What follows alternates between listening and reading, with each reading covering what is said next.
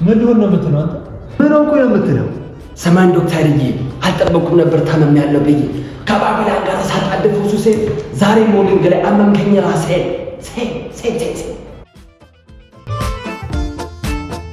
እስቲ ና ቁጭ ና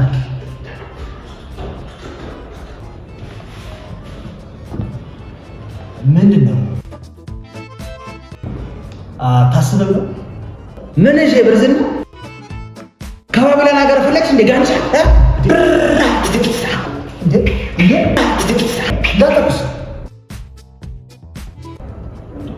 እሺ ምን ሆንክ? ምን ፈልገህ ነው የመጣው? ነገርኩሽ እኮ ጉንፋን ያዘኝ ብዬ። ዋ ዱነ ሁለት አይደግም። ያው ለግጥም ጉንፋን ያዘኝ ለማለት ነው። ቆይ ደግሞ ዱነ ሁለት አይደግም ስትል መጀመሪያውን ካልሰማሁስ? ዱነ አንዴ ሲነግርህ መስማት፣ በሁለተኛው ግን ገንሻት ነው።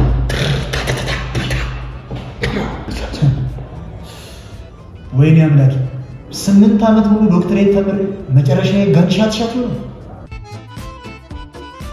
ምን እሺ ባቢላን ቀላል አረክሽ እንደ ጋንሻት ይገላል።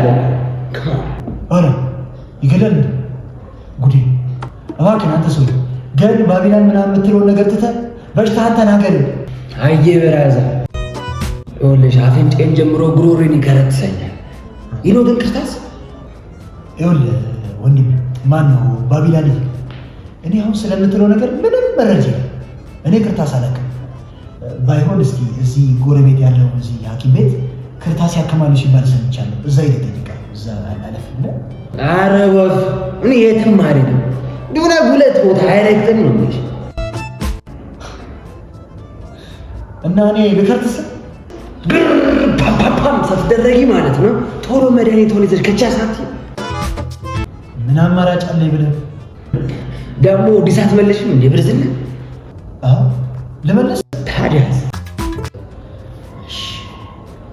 ያ ሁሉ ፎክረሽ ጉንፋን ላይ ጣለሽ።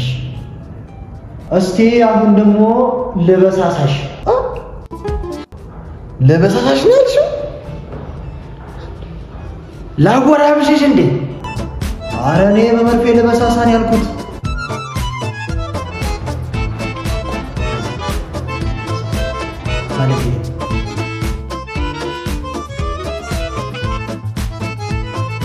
ሄሎ፣ ቤት ውስጥ የሚላስ የሚቀመስ ነገር የለም። ስትመጣ ቲማቲም፣ ሽንኩርት ይዘና። ያ ሁላ ብር በወር እንዴት አለቀ? ደግሞ ለልጁም ዳይፐርም ዋይፕስም ይዘና። ወተትም እንዳትረሳ ጭራሽ